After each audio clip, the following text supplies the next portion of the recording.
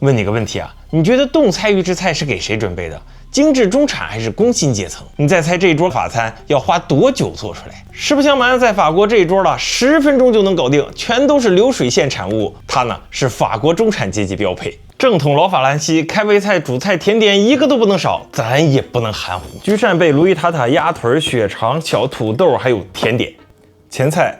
布列塔尼风情扇贝，法国西北的布列塔尼，大西洋海风拍打着沿岸，也带来了大自然的馈赠扇贝。可在法国，它还有另一个名字圣雅克。相传，耶稣的12门徒圣雅克葬于西班牙圣地亚哥，扇贝壳的放射纹象征着条条大路通向圣地。自古以来，各路朝圣者视贝壳于神圣，背着它舀水讨饭。这道菜也是法餐经典。虽然这个扇贝来自阿根廷，但是这个奶油酱啊、碎洋葱、青葱，再加上一点白酒一兑，立马就是布列塔尼风情。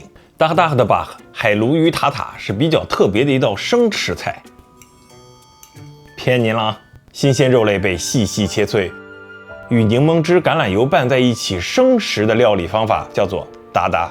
听起来充满草原气息，但是它和游牧民族的关系是毫无关系。这道菜是做起来最简单的，就是解冻5个小时直接就能吃。怎么说呢？这个冻鱼哪怕放了洋葱啊，还有其他佐料啊，还有这个红萝卜、胡萝卜，它还是有一股子难以掩盖的腥味啊！我这海边长大的人都有点受不了。在法国啊，可以这个达达一切，什么牛肉、海鲜啊，甚至是蔬菜都可以。一直有传言说啊，这种方法来自于金帐汗国，但实际上呢，它是一道叫做美式牛排的现代菜变种。不过这道菜呢，既跟忽必烈没有关系，也跟美国没有关系。想听的朋友可以留个言，咱可以边吃边讲。接下来上主菜，黑布丁佐洋葱，主要原材料是猪血啊，算是这个杀猪菜的海外版了。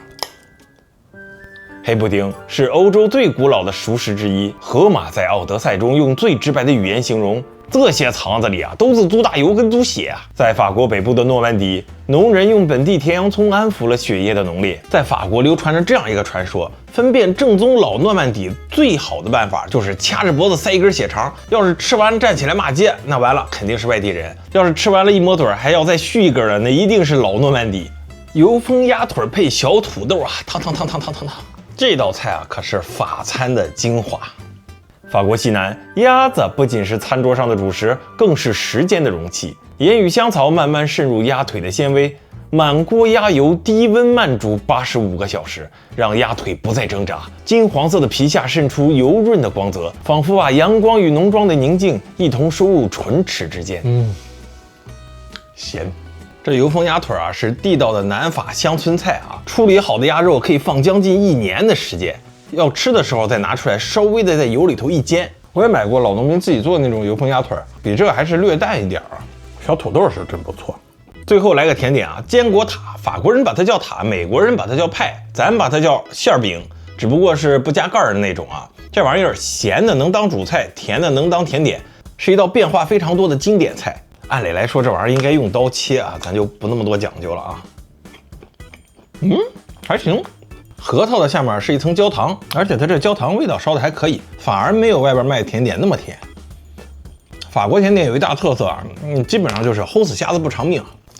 这顿法国大餐呢，共消费16.7块，相当于1.4份金拱门的薯条、汉堡、可乐套餐啊。整体来讲，它其实不难吃，也不惊艳，比最普通的那个餐厅呢还要再普通一些了。但这些啊，只是预制菜的冰山一角。皮卡德不是星际舰长，而是法国冷冻产品之王，一家独占冷冻预制菜20%的市场。尤其是疫情之后啊，爆发式的增长，一年能有16亿欧元的营业额。冻披萨、冻汉堡、冻鱼、冻肉、冻薯条，只有你想不到，没有它动不了。每样菜的单价3块、5块、10块、8块的，好像很便宜。那你说这么便宜实惠的预制菜专卖店是法国穷人的福音吗？逛超市的时候我发现啊，来这购物的他不是退休老太太就是中产上班族，怎么和想的不一样呢？媳妇儿在旁边一语道破，你啊就光知道吃，从来不看价格。一袋冷冻西兰花3、4块，超市新鲜的才9毛9一颗。皮卡德的冷冻预制菜啊可不廉价。我一听还不服气啊，这事儿咱得用数据说话。这张是法国人口密度图，颜色越深的地方人口越密集。这张是收入分布图，紫色代表是最低收入的人群。所以呢，如果皮卡德是个廉价超市，那他们的门店应该扎堆开在人口密集、收入偏低的地方。可等我把这门店分布往上一叠加，怎么就对不上了呢？他的门店几乎和收入人口地图错开，反而扎堆在中产阶级聚集的城市地段。这说明法国的预制菜从来就不是穷人专属，他的目标客户是愿意多花点钱换精致和便利的城市中产。可问题来了，在超市里头，大家买预制至少是明码标价，心中有数。可这些东西一旦走入到餐厅里，故事就不一样了。法国很多餐厅门口都挂着一片牌子，贩卖粽，现炒现做，保证新鲜。可是你要翻翻他们的垃圾桶，就会发现另外一套真相。撕开的冷冻袋子比洋葱皮还多，没办法，卖现成的赚太多了。专供餐厅的冷冻仓里，个位数欧元的半成品呢，解冻一热，上桌就敢卖10几欧，菜上的比可乐都快。甚至你在海边呢都吃不到新鲜鱼，清一色半冷冻半预制，这就是预制菜的另一张面孔。工业化流水线生产出来的食物理论上更可控、更干净。从科学角度讲呢，这冷冻蔬菜的营养成分流失确实是非常低，可能也就打不过那刚从地里拔出来的蔬菜。咱不能因为它保质期1年2年的就对它产生偏见，但只盯着营养也反人性。要不然 ABCDEFG 的咔咔咔嚼药片不就完了吗？一片顶过去5片，还吃什么饭呢？咱下馆子追求的是什么？不就是真正的食材加上出色的手艺吗？可不是只会拧微波炉的大厨。价格高，食材不透明，这才是最贵的一道菜，因为它消费的是你对它的信任。所以这预制菜，你说吃还是不吃啊？终极问题根本不在它本身，而在于透明度和信任。但这些东西往往靠商家自己是很难建立起来了，要么上头监管，要么咱自己避开。那么问题来了，如果这餐馆、外卖店都用了预制菜，但是明明白白的给你标示出来了，那你还会下馆子吗？我是老张，下回再见。